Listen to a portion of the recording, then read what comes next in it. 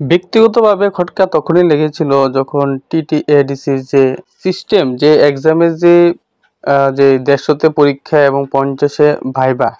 তো ৫০-এ ভাইবা ওই জিনিসটা দেখে কিন্তু প্রথমে কিন্তু আমি কিন্তু টিটিডিসি সম্পর্কে কোনো ভিডিও তৈরি করিনি, ঠিক আছে? কারণ টিটিডিসির সিস্টেমটা কোনো সিস্টেমই কিন্তু আমার ব্যক্তিগতভাবে কোনো পছন্দ হয়নি।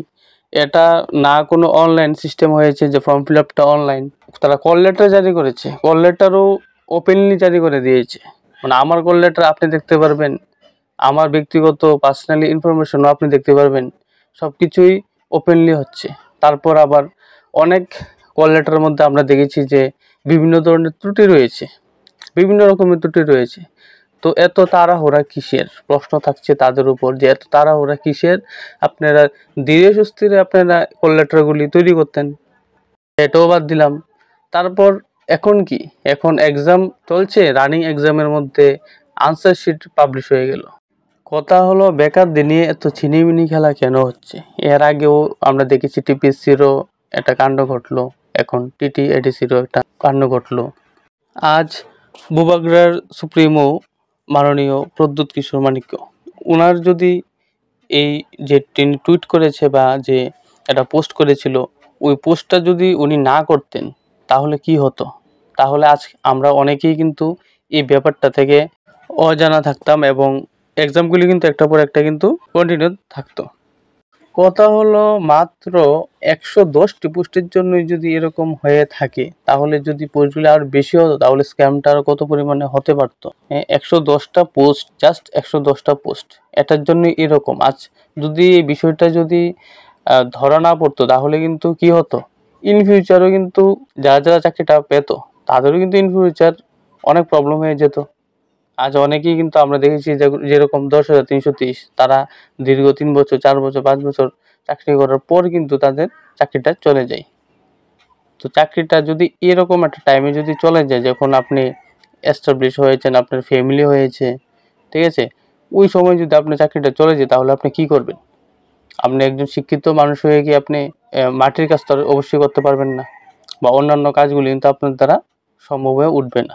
আর যারা যারা এই টিটিএডিসির এক্সামের জন্য বিভিন্ন ত্রিপুরা রাজ্যের বিভিন্ন যে জায়গাগুলি রয়েছে, দূরপ্রান্ত রয়েছে, সেখান থেকে কিন্তু তারা রেলের মাধ্যমে বা বাসের মাধ্যমে এসেছে, একটা সময় বের করে এসেছে, তাদের কি হবে? তার সাথে প্রচুর অর্থ ব্যয় হয়েছে, তার কি হবে? তো কথা হলো এডিসির যে এই নিয়োগটা, এটা যদি ধরা না পড়তো তাহলে কি হতো, ইন ফিউচার কি হতো? এবং আজ ধরা পড়েছে এই জন্য আমরা বলতে পারছি। আরও তো বিভিন্ন রিক্রুটমেন্ট রয়েছে ত্রিপুরা রাজ্যে, তো সেইগুলি কি হচ্ছে? সেগুলি কি এরকমই স্ক্যাম হচ্ছে? প্রশ্ন কিন্তু থাকবে, প্রত্যেকটা বেকারের মনে কিন্তু এই প্রশ্নটা থাকবে যে অন্যান্য এক্সামগুলি কি খবর, এগুলি কি স্ক্যাম হচ্ছে? এখন ধরা যতক্ষণ না পড়ছে সবই ঠিক, ধরা পড়লেই কিন্তু আমরা জানতে পারি। তো যেগুলি পুরা গুছিয়ে মুছিয়ে এগুলি তো আমরা জানতে পারি না। তো এইভাবে যদি বেকারদের সঙ্গে যদি প্রতারণা হয় তাহলে ভবিষ্যৎ প্রজন্ম কি হবে?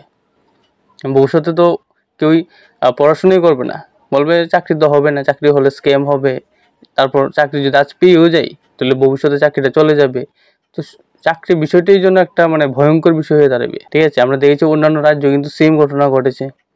এখন আজ নিজের রাজ্যের মধ্যে কিন্তু ঘটনাটা আমরা দেখতে পেলাম। তো কী হবে, ভবিষ্যতে কী হবে, অবশ্যই আপনারা কমেন্টস করে জানাবেন। আজ ৯ জুন ২০২৪, আজ বিভিন্ন পত্রপত্রিকায় কিন্তু এই বিষয়টি নিয়ে এডিসিতে নিয়োগ পরীক্ষার প্রশ্ন ফাঁস।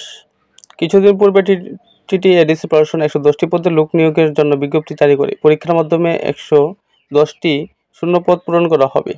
টিটিএডিসি প্রশাসনের জারি করা বিজ্ঞপ্তি অনুযায়ী চাকরির প্রত্যাশীরা নিজের পকেটের টাকা খরচ করে পরীক্ষায় বসার জন্য আবেদনপত্র জমা দেয়। ৯ জুন অর্থাৎ রবিবার পরীক্ষা গ্রহণের জন্য টিটিএডিসি প্রশাসন থেকে দিনক্ষণ ঘোষণা করা হয়।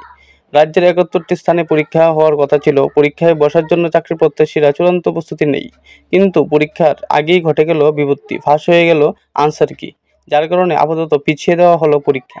শনিবার সন্ধ্যায় আগরতলা প্রেস ক্লাবে সাংবাদিক সম্মেলন করে পরীক্ষা পিছিয়ে দেওয়ার বিষয়ে জানান টিটিএডিসির মুখ্য কার্যনির্বাহী আধিকারিক CK জমাতিয়া। সাংবাদিক সম্মেলনে তিনি জানান, রবিবার 12:30 থেকে 2:30 পর্যন্ত পরীক্ষা হওয়ার কথা ছিল। তার জন্য পরীক্ষা গ্রহণের জন্য যাদের দায়িত্ব দেওয়া হয়েছিল তারা সকলে প্রস্তুত ছিলেন। এরই মধ্যে শনিবার ওনারা জানতে পারেন পরীক্ষার আনসার কি ফাঁস হয়ে গেছে। তাহলে আমরা দেখতে পাচ্ছেন বিভিন্ন পত্রপত্রিকায় কীরকম আর্টিকেল উঠেছে। তো তোমরা দেখতে পাচ্ছ যে বিভিন্ন আর্টিকেল ছাপা হয়েছে বিভিন্ন সংবাদ মাধ্যমে। তো এরকমটা যদি হয় তাহলে বেকাররা কী করবে? বেকাররা কী করবে? আমাদের যে আরও অনলাইন অনেকগুলো রিক্রুটমেন্ট রয়েছে, জেআইবিটি গ্রুপ ডি রয়েছে, ফায়ার সার্ভিস রয়েছে, জেল পুলিশ রয়েছে, পুলিশ কনস্টেবল রয়েছে, অনেকগুলি রিক্রুটমেন্ট কিন্তু রয়েছে। তো সেগুলি কী হবে? আচ্ছা, সেগুলি যদি এরকম হয় বা এরকমটা যদি ধরা না পড়ে, তাহলে তো ইন ফিউচার চাকরি পেয়ে গেলে কিন্তু পরে যদি চাকরিটা চলে যায় তাহলে কি, এটা তো অনেকটা মানে বিশাল ভয়ঙ্কর একটা ব্যাপার কিন্তু এটা। আমরা দেখেছি যে 10,330-এর অনেকেই কিন্তু সুইসাইড করেছে শেষ পর্যন্ত। কি করবে তারা? ঠিক আছে, কারণ বাঁচতে গেলে খেতে হবে, খেতে গেলে ইনকাম করতে হবে। তো টাকায় যদি না থাকে তাহলে কি করবে তারা? তো এরকমটা যদি হয় তাহলে রাজ্যের তো অনেক বদনাম হবে। অবশ্যই আপনাদের মতামত কমেন্টস করে জানাবেন এবং এই বিষয়ে আপনারা কি ভাবছেন? তাদের কি শাস্তি হওয়া দরকার যারা এরকম স্ক্যাম করে থাকে? অবশ্যই কমেন্টস করে জানাবেন। সম্পূর্ণ ভিডিওটি দেখার জন্য অসংখ্য ধন্যবাদ। চ্যানেলটি সাবস্ক্রাইব করে পাশে থাকবেন। Thank you.